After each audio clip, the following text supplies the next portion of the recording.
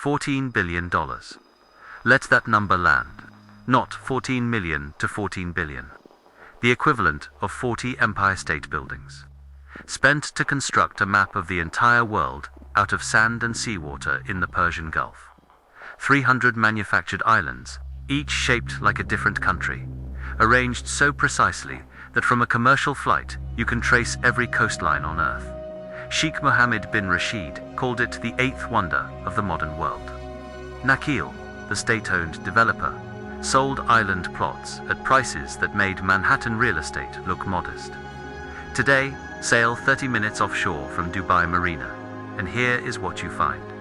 Silence, rust, and a world map dissolving back into the sea it was pulled from. This is the story of the world islands, and of what the ocean does when you try to tell it where to stop. Subscribe right now. The next 20 minutes will connect dots you didn't know existed. You'll rewatch this. Don't miss what's coming. What you're about to understand is not a story about financial recklessness, though money is certainly part of it. This is a story about physics, specifically about what happens when human ambition attempts to override the laws of coastal engineering and the sea declines to cooperate. In the next 20 minutes, we trace the arc from the first dredging vessel to the last failed investor. We examine an engineering vulnerability the geologists flagged before a single grain of sand was placed. We watch as the 2008 financial crisis removed the machinery that had been masking a natural process already underway. And we arrive at a conclusion that extends far beyond Dubai's artificial islands. Structures built against the natural direction of the sea do not persist on their own. They require permanent, expensive, uninterrupted intervention simply to continue existing. The moment that intervention stops, the ocean resumes a conversation it never agreed to end. By the end of this video, you will understand exactly why the world islands are not merely a financial catastrophe. They are a geology lesson written in $14 billion of dissolving sand. To understand why the world islands were built, you first need to understand the problem Dubai was trying to solve. The emirate occupies a strip of desert coastline, roughly 72 kilometers long. For a city-state whose leadership had decided in the late 1990s that tourism and real estate would replace petroleum as the primary economic engine, that number was a hard ceiling. You cannot build unlimited beachfront resorts on a coastline that simply ends. The solution, in theory, was elegant. If nature had not provided enough coast, Dubai would manufacture more. The proof of concept was already underway. Palm Jumeirah, a palm tree-shaped artificial island, announced in 2001, was attracting international attention at a scale that exceeded all projections. Celebrities purchased villas, global hotel chains competed for development parcels. Property values on the manufactured peninsula surpassed those of comparable natural coastline by a significant margin. The logic was seductive. One artificial island worked. A larger project would work better. And if a larger one worked, why not the most ambitious artificial geography venture in human history? The world was announced in 2003. The concept: dredge sand from the floor of the Persian Gulf, deposited in a 9 by 7 kilometer oval pattern offshore from the Jumeirah coast, and shaped the accumulated material into 300 discrete islands representing every nation on Earth. Each island would be sold individually to a private developer who would then build hotels, residences, or mixed-use properties. Water taxis and ferry routes would connect the archipelago. The entire project was projected to eventually house roughly 250,000 permanent residents and attract millions of visitors annually, at least, according to the prospectus. The construction price, $14 billion. Projected revenue from land sales, multiples of that.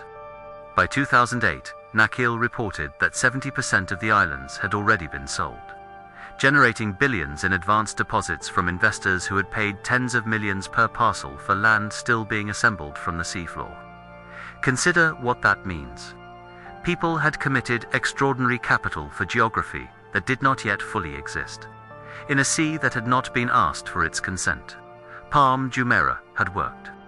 That success created what engineers call a scaling assumption error. The belief that a method succeeding at one magnitude will succeed proportionally at a larger one. An elevator functioning on the 5th floor does not automatically function on the 50th. The forces are not the same. The tolerances are not the same. And the sea, unlike a building, does not hold still while you finish construction. What made the era harder to see was the genuine success of Palm Jumeirah. By 2006, it had added approximately 78 kilometers of navigable waterfront to Dubai's coast and had become a global reference point for what engineering could accomplish. The confidence it generated was not irrational, it was simply incomplete. That clean, visible success made it considerably harder to hear the quieter technical voices raising concerns about what would happen when the same approach was applied to 300 islands scattered across 9 square kilometers of open Gulf water, each at a different orientation to the prevailing tidal flow, each creating its own local hydrodynamic environment. Here is something most observers never considered as they watched the world islands rise from the water. Not all sand is the same. Desert sand, the kind blanketing 95% of the UAE's interior, is geologically young. Wind has shaped its grains into smooth, rounded particles that slide against one another with minimal friction. Pack desert sand under pressure, and it behaves like a slow liquid. It is visually stunning. It is structurally close to useless. Marine sand is a different material entirely. Formed over millennia by the grinding action of waves against rock and shell, marine sand grains are angular, jagged, and irregular. They interlock, they resist compression. When properly compacted, marine sand behaves almost like a soft sedimentary rock. It holds the world islands required marine sand, dredged from the Persian Gulf floor, and deposited with sufficient precision that each island would maintain its shape. Against tidal pressure, wave energy, and the constant lateral force of moving water.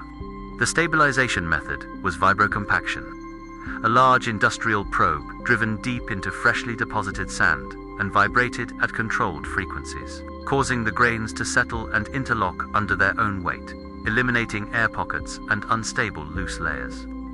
Think of it as the physics behind tapping a jar of rice.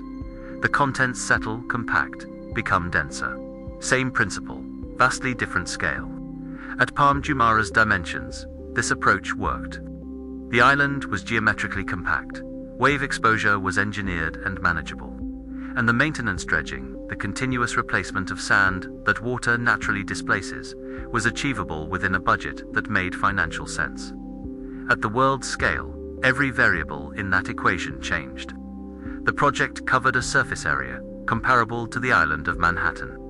The total perimeter exposed to open water was exponentially larger. The volume of sand requiring permanent stabilization was measured not in thousands of cubic meters, but in hundreds of millions. And the geometric complexity was categorically different.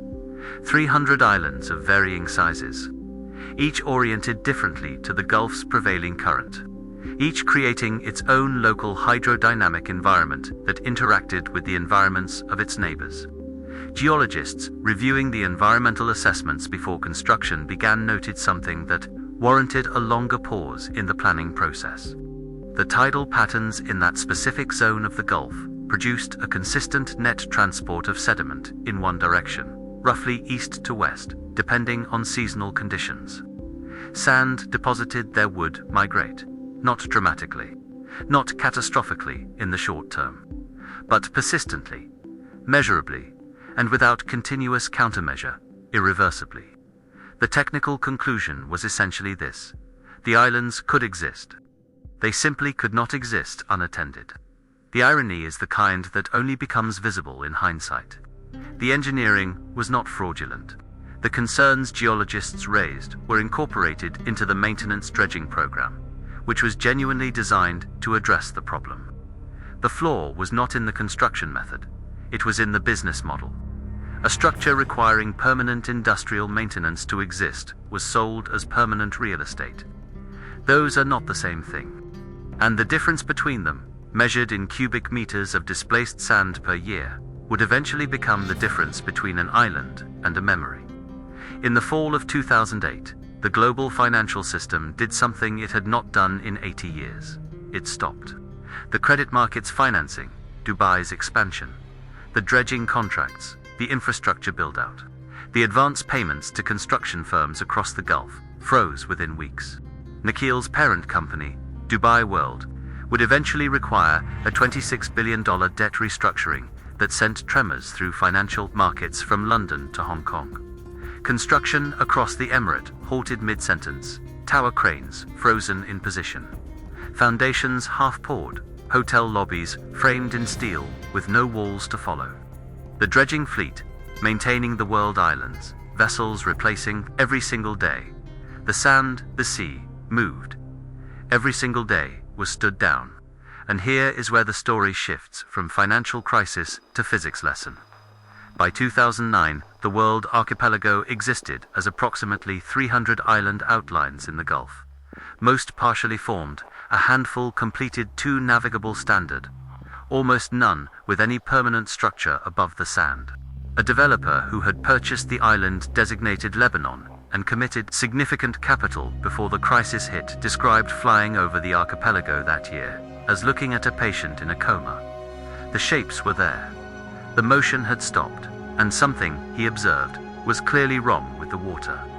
What was wrong with the water was documented in the years that followed. Satellite imagery from 2010 and 2011, analyzed independently by researchers at the University of Plymouth, showed something the official communications from Dubai were not emphasizing. The islands were measurably smaller than they had been at completion. Not visibly to the naked eye from a passing vessel. But when construction surveys were overlaid on post-crisis satellite imagery and shoreline positions measured at multiple reference points across the archipelago, the data told an unambiguous story. Some islands had lost between 1 and 2 meters of shoreline per year. Others showed subsidence, the gradual sinking of the sand mass as loose layers compressed under their own weight, the island slowly settling toward the Gulf floor. The scale of those numbers requires translation. An island shaped like France spans roughly 2.5 kilometers across its widest point. Losing 1 meter around every exposed edge every year means losing a compounding percentage of total land area each season without maintenance, without replacement sand, without the dredges sitting idle in port, while the natural process that had never paused continued its work. The 2008 financial crisis had not caused this. It had removed the machinery that had been concealing it. The sea had been moving sand from the day construction finished. The maintenance dredging had been replacing it continuously. When the dredges stopped, the natural process, which had not paused for a single tidal cycle, became visible in the data for the first time. What the world had perceived as a completed, stable, artificial geography was a dynamic system held in temporary equilibrium by industrial intervention. Remove the intervention, and the equilibrium was revealed for what it had always been, an ongoing negotiation, not a concluded fact. Imagine building a sandcastle at the waterline and stationing someone behind you to continuously replace every grain of sand the tide removes. The castle appears stable. Remove that person, and within hours the structure reveals what it always was: a temporary agreement between human effort and tidal force. Not a coastline. Not a geological feature. An agreement, renewed daily by machinery. At a cost, embedded in contracts the financial crisis had made impossible to honor. When the agreement was suspended, the ocean simply resumed the process it had been running since before the first dredge arrived. But the most unsettling part is still ahead. If what you just learned bothered you, good. That means you're paying attention. Subscribe so you don't miss what comes next. Because what we're investigating in the next video makes this look like the introduction. The erosion of the islands themselves was detectable from orbit, given the right instruments. What was happening at water level between the islands was invisible from orbit, and in some respects more consequential. The breakwaters enclosing the world islands were designed to do one thing: protect individual parcels from destructive wave energy. They accomplished that. They also accomplished something their designers had not fully modeled in the hydrodynamic specifications. They blocked the circulation of seawater through the internal lagoon system. The Persian Gulf in this region is already a physically demanding body of water. It is shallow, averaging around 35 meters across most of its extent. Surface temperatures regularly exceed 35 degrees Celsius in summer. Natural salinity levels are already elevated, because the rate of evaporation far exceeds freshwater input from rivers or rainfall. Marine life in the Gulf is adapted to stress. It has very little margin remaining. Now add stagnation. The breakwaters that shielded the islands from waves simultaneously prevented the tidal flushing that normally exchanges warm, oxygen-depleted water inside the lagoon system with cooler, oxygenated water from outside. Inside the enclosed network, water sat. It heated further. It evaporated, concentrating salinity beyond the Gulf's already elevated baseline. Organic material accumulated without being flushed away. The conditions for eutrophication assembled themselves methodically, a term describing how nutrient-rich, stagnant water triggers explosive algae growth, which then consumes all available dissolved oxygen, which then suffocates marine life, whose decay releases hydrogen sulfide, the gas that smells unmistakably of rotten eggs. Visitors to the area reported the smell before they saw any visual indication of what was producing it. Marine surveys conducted by independent researchers found significant reductions in biodiversity in the waters surrounding the constructed islands, compared to reference sites a short distance away. Coral that had existed in those Gulf waters before construction was not recovering. The ecological community that had supported the region's natural fisheries had been replaced, across a measurable zone, by a warm, hypersaline, loxygen environment hospitable primarily to anaerobic bacteria. Palm, Jebel, Oli, and Palm Dera, two additional artificial palm islands planned at scales that dwarfed even Palm Jumeirah, had meanwhile been quietly shelved. Palm Dera, which would have been the largest artificial island ever constructed, exists today as a barely formed sandbank at the mouth of Dubai Creek, visible on satellite imagery as an outline interrupted mid-sentence. These were not minor secondary projects. They were the continuation of the same vision, reproduced at greater scale. Their abandonment confirmed what was increasingly difficult to categorize as coincidence. This was not one isolated failure. It was a pattern, expressing itself at multiple scales simultaneously. Step back from the algae blooms and the dissolving shorelines for a moment, and consider what this project reveals, at a structural level. Coastal engineering has a concept called dynamic equilibrium, the condition a natural shoreline reaches when the forces acting on it balance each other over geological time. Wave energy, sediment transport, tidal pressure, biological activity. These forces negotiate an arrangement across millennia. Natural coastlines move. They migrate, shift, recede, advance. But they do so within a range, around a mean, because all the forces shaping them are components of the same evolved system, continuously interacting over thousands of years. Artificial islands do not reach dynamic equilibrium. They are foreign objects inserted into a system with no prior accommodation for their presence. The physical forces acting on them are identical to those that shaped the surrounding natural coastline over millennia.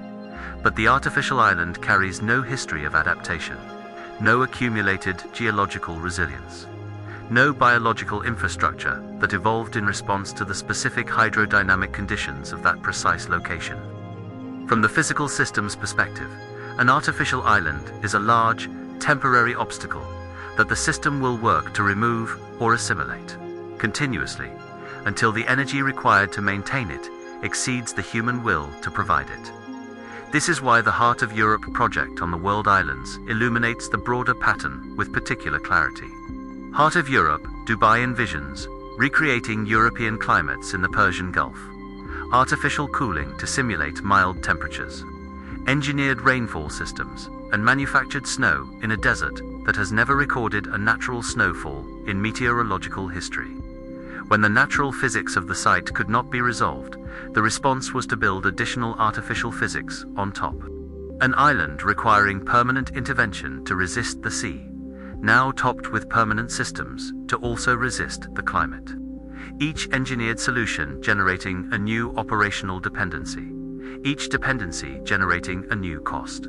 Each cost requiring a new investor who believed the previous investor's problem had been solved. The Dutch coastline offers the instructive contrast. The Netherlands has maintained inhabited land below sea level for more than 4 centuries, successfully.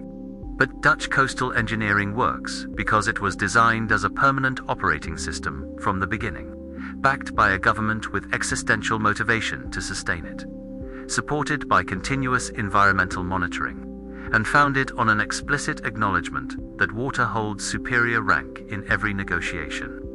The Netherlands never confused a maintenance contract with a geological fact. The world islands were designed as a product, sold as real estate. The moment revenue stopped, the operating system stopped with it, and a structure that was never a geographical feature, only a financial instrument arranged temporarily in the shape of geography, began returning to the condition the Persian Gulf had always maintained for that location. The unified idea, stripped of all detail, is this: the world islands are not a failure of ambition, nor strictly a failure of engineering. They are a failure of category. The project confused a financial instrument with a geological fact. It treated sand deposited last Tuesday as equivalent to limestone formed 40 million years ago. It treated a maintenance contract as equivalent to bedrock. The $14 billion did not create geography. It rented an approximation of geography, temporarily, from a sea that was never willing to make the lease permanent. What does this reveal about us? Not about Dubai specifically, but about a broader human tendency. We have become extraordinarily skilled at bending physical systems to our purposes in the short term. We are considerably less practiced at accounting honestly for what we owe those systems in return, and for how long. The world islands made that debt visible in an unusually stark way. Most of our negotiations with nature are quieter. They do not appear on satellite imagery. They do not generate international coverage. But they run the same fundamental logic. Borrow from a physical system, defer the maintenance, and assume next quarter's revenue will cover what last quarter's engineering promised. Imagine a diver, 30 feet below the surface of the Persian Gulf, watching from beneath the outline of an island shaped like France. The sand at the island's edge drifts slowly sideways in the current. The coral is absent. The fish are sparse. The island above is legally owned, financially structured, architecturally imagined, and geologically temporary. The diver watches a grain of sand leave the edge of France and disappear into open water. Then another, then another.